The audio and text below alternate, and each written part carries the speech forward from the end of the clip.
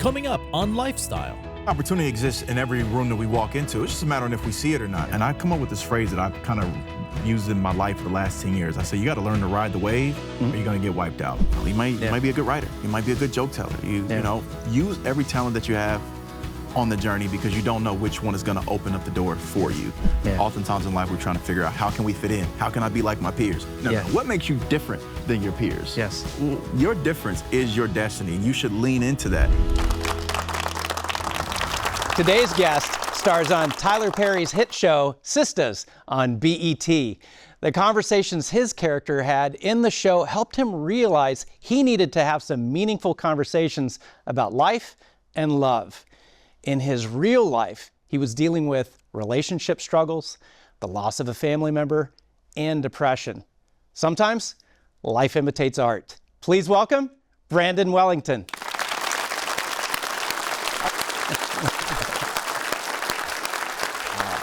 Welcome. Pleasure to meet you. So glad to have this conversation with you. Me as well. Oh my word. You work out. You work out, man. Sometimes a little bit. Every now and then. Gotta be in good shape on TV. It's best of my ability. Yeah, I always like the line where, you know, people say the camera adds 10 pounds and then someone says, well, how many cameras did they have on you? Right. Because I feel like it adds 20 to me. Exactly. Yeah. But 20 pounds of muscle. I'll take that. Yeah. You're kind, sir. Very cool. So great to have you on the show. Happy to be here. You have had quite an incredible journey, and I always love the backstory of successful actors.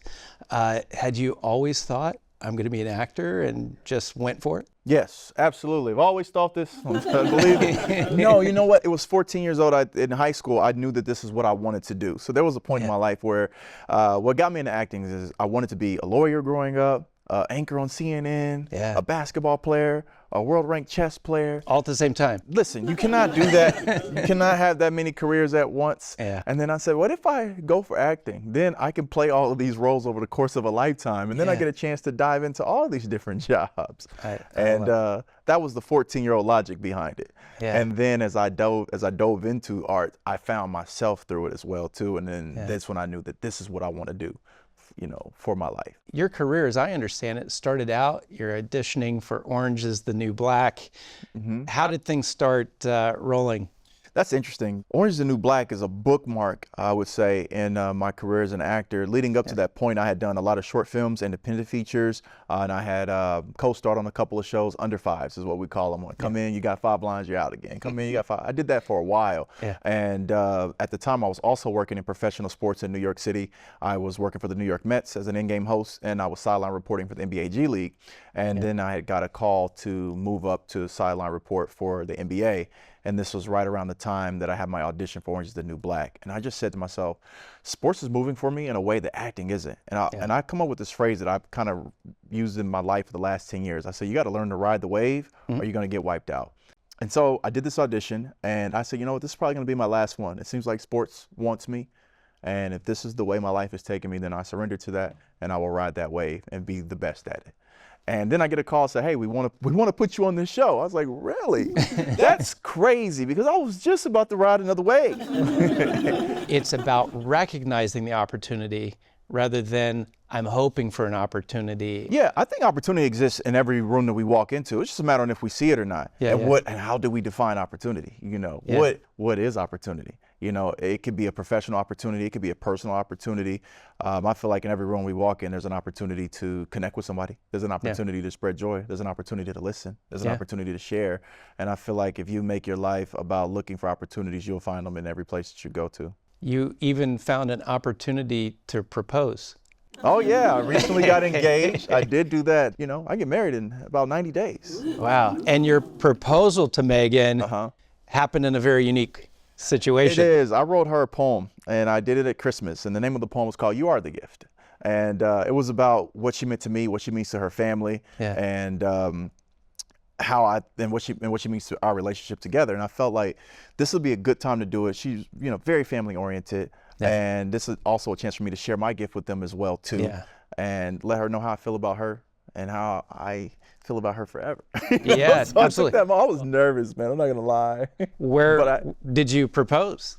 in front of the Christmas tree, in front of her whole entire family, and my sister was there as well too. And I felt like the way I could settle into it was I'll write a poem, went over the room real quick, and then from there I'll tie that into how I want to propose to her, and then we'll go for it from there. Now, you're award winning in your poetry. Talk to me about some of the awards that you've been awarded. I was getting suspended from school a lot, not because I was bad, but I think because I was disruptive. My brain is always active. Yeah. And my teachers would say, hey, he finishes his work and then he bothers other kids. And so my mom, I'm bored. Yeah. I'm bored. I want to do something. Yeah. So my mom said, here's a book of poetry. Do something else. Yeah. Write. And so I remember looking through this book and then seeing how words rhyme for the first time. I'm in the 4th grade, and it became this amazing puzzle to me. Yeah. And I was like, you know what? When I finish with my work, I'm going to start putting together these puzzle pieces of words and figuring out how they rhyme. And I think like 4th grade, my first poem got read over the intercom, and that was like maybe 4th grade dopamine. Yeah. I was like, I kind of like this feeling. Yeah. And then I wrote the next piece I think got published in the 7th grade. It was called The Essence of Time. Yeah. And what do you know about time? In the 7th grade, I don't know. But the poems are called The Essence of Time, and then it made the school newspaper. Then by high school, I competed in my first poetry contest. It was called the Poetry Out Loud National Recitation Contest. It starts in a state level, then it goes to a national level. You win your state, then you go to nationals. It's just like the spelling bee. Yeah. And then I ended up placing second in the entire nation in poetry, and I got a scholarship, and I used that scholarship to go to acting school in New York. And I said, okay, let's do it. From there, I started doing professional poetry writing for the NBA, USA Soccer, Sharpie, Dell Computers. I don't know. There's a lot of places. And the NBA, I think, has probably been one of my biggest employers of poetry. I've written maybe 30 pieces for them over the years. Yeah. And they would air before the game, so they're called broadcast opens. And one of my pieces got nominated for a Suncoast Regional Emmy. Yep. I got nominated for the performance and for the writing, and then I ended up taking home the award for writing. So that's right. Yeah. Poetry was the key that opened up. Who would have ever thought that? Every door. I always tell any aspiring artists out there, if you have other gifts, use every talent that you have on the journey, because you don't know which one is going to open up the door for you.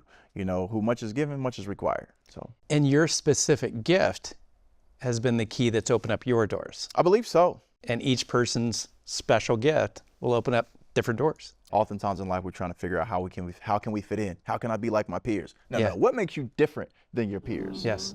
Your difference is your destiny. You should lean into that. And then you may find something that makes you special or unique in this world, or separates you from other people. So lean into it. We waste our time chasing someone else's success. Yeah. And I think that's probably one of the biggest keys. We have to take a break right now.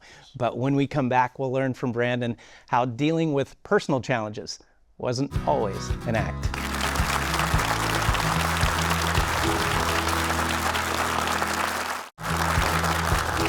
We're continuing our conversation with Branden Wellington. Now, you've had to face some personal challenges, but not only personal challenges, you've had to go through different roles of your characters having challenges. Is there any crossover in real life that either helped you or were a greater challenge in acting that character? On Sistas, the character that I play now, when he gets introduced in season 6, he recently lost his father, and he lost his basketball coach, who was his college coach, who was like a mentor to him and like one of his heroes as well. I lost my brother in 2013.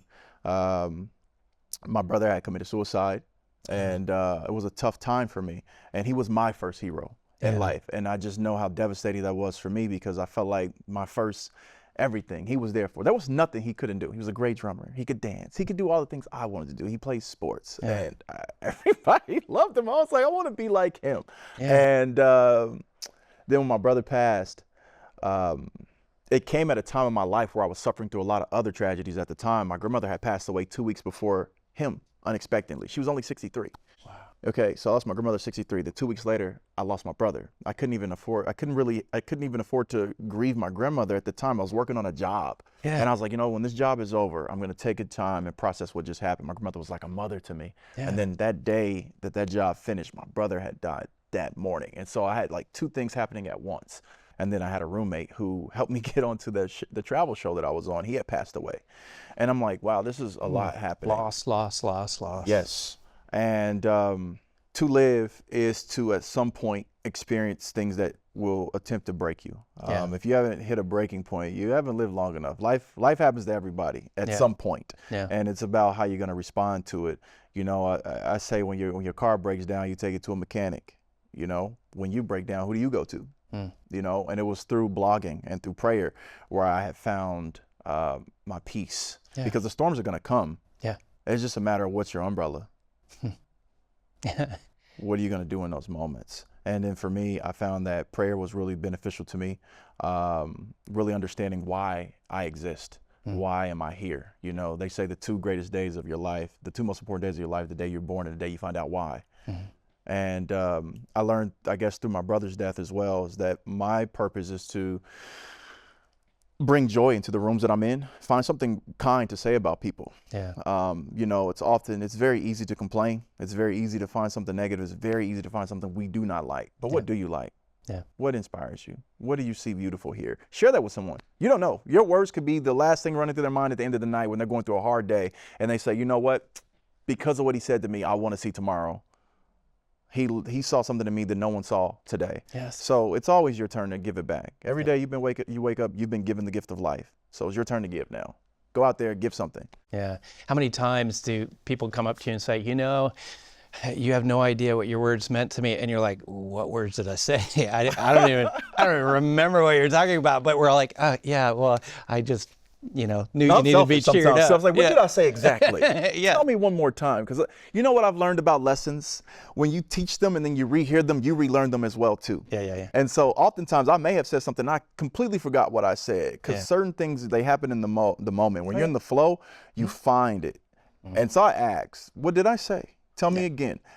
Selfishly, I kind of want to know what I said. I was like, that's profound. Did I really say that? Okay, I was really. Hey, God, I got my journal right here. I'm going to write that one down. I said that, huh? I'm going to make it rhyme this time. One quote someone reminded me of that I completely forgot about. I think I wrote a poem for like this girl when we were kids, and she had called me one time and said, you said something to me that way back when that I remember to this day. I said, what did I say? You said in the poem that I'm not one of a million, I'm one of one. And I was like, I said that? Wow.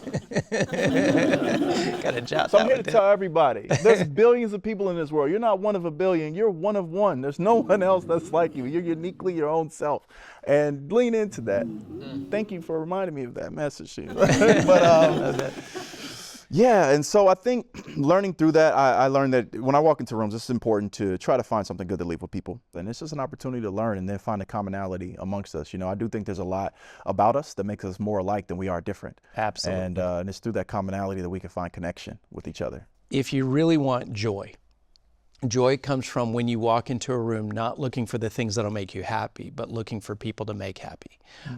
Because the moment you start making other people have joy, intrinsically you have value. You're important. That person wouldn't have smiled. That person wouldn't have laughed. That person wouldn't have got a hug if you didn't come and prioritize, I'm in a space to serve, and that's where joy comes from. That's beautiful that you said that. There's this thing, it says that every day you need about 20 seconds of a hug. It releases endorphins, it helps fight depression. And you won't even know this until you hug somebody sometimes. That may be the only hug they got that day. Yeah. And if you're surrounded by a lot of love in your life, that may seem weird to you. Like, I get hugs every day. But other people may not. And I know we're talking about hugs, but it's something as simple as that. You don't need to always have money, or you need to have advice. Sometimes it's as simple as a warm handshake or a smile. It's as simple as a hug. You know, you can do that. Those are very manageable and tangible things that we all have access to. So use them. And two men are talking about this, so it's okay. Yeah. All right, we got to take a break, but don't go anywhere. Branden's going to share some of his life lessons and how you can learn to champion yourself.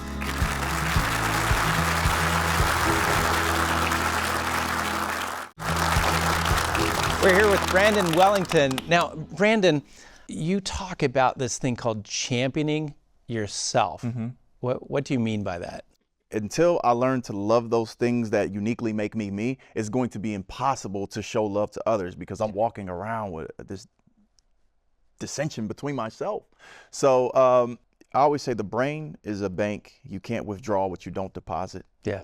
Right? So every day I wake up and I try to deposit good words into myself. Hey, I love myself. Yeah. I am beautiful. I am bold. That's hard to do, though, for several reasons. I mean, it's even hard for me to do on a consistent basis because many of us grew up with the understanding of you're not supposed to love yourself. It would lead you to some sort of self-centeredness, selfishness, especially the ladies in the world have it the worst. Oh, they do. You know, I'm they so they sorry, gotta, ladies. You they see gotta advertisements every day to tell you need this product, you need this outfit, you cover need up this with purse, this you need that. makeup and And some of you do. Yeah. No, I'm joking. But no, no. But you don't need all of those things, right? And this is and this goes along this line, right? And this goes from things being external to internal. 'Cause I'm gonna be honest with you. If you're not happy when you don't have a job, you're not gonna be happy when you get one.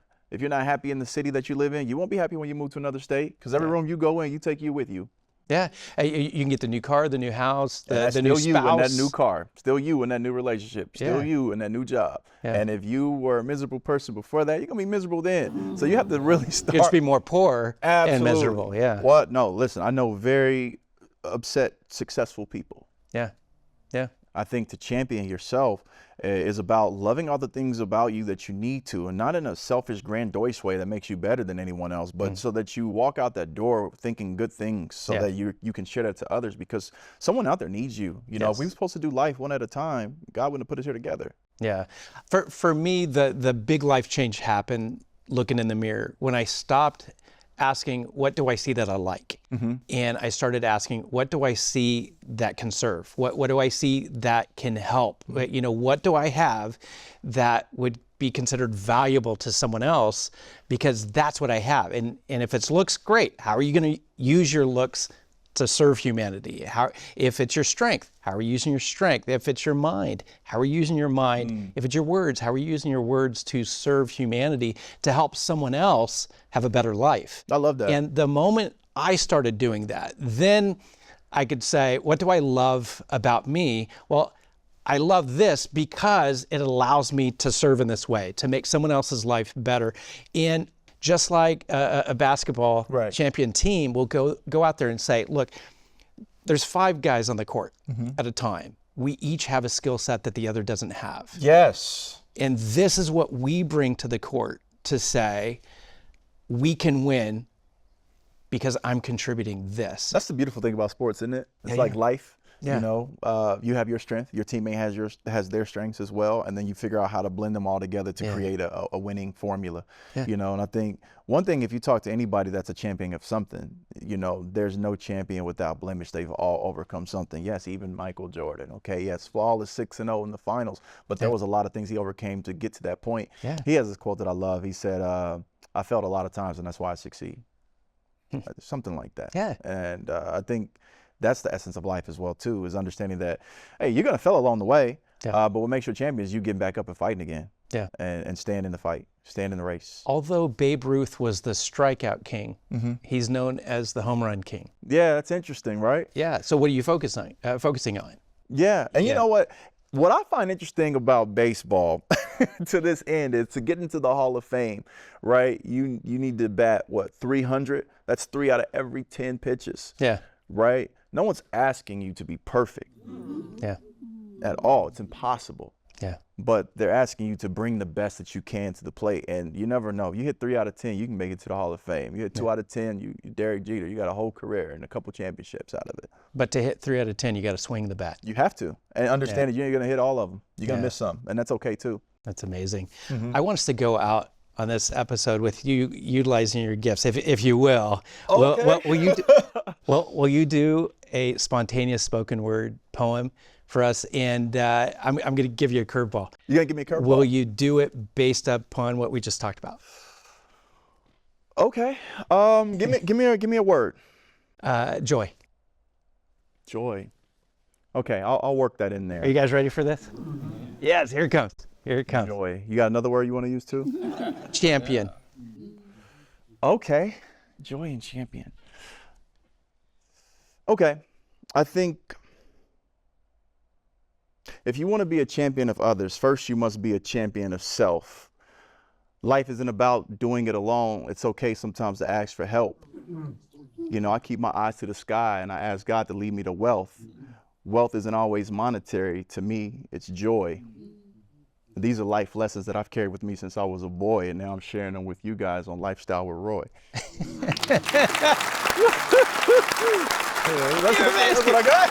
That's okay. That's amazing. Stay with us. I have some words of encouragement right after this. That was so good, man. Thank you. Did you know over 21 million adults in the U.S. deal with depression each year? That's a lot of us walking around feeling like Monday morning all week long. For anyone who hasn't experienced depression, it's really hard to understand how difficult it is. And for those of you that have struggled with it, you know it's not easy. Now, science does give us a few things that can help, but I realize there are some mornings you may not even feel like you can get out of bed. I encourage you, and I know it's difficult. It's not helpful to just stay in bed all day, but it is important to get a healthy amount of sleep. Next, make sure you hydrate. Get a glass of water, get 2 or 3. Then the big challenge. If you can get out of bed, just take a walk around the block, up the stairs, whatever you can do. These things can bring you some hope. If you are in the midst of depression or think you may be, the most important thing is don't do this alone. Seek help. Remember, you've got this. Take it one step at a time. Laugh when you can. It may seem impossible now, but don't give up. Many just like you have found a way through it. I'm Roy Ice, reminding you, your best life is possible, and your tomorrow can be even better than today.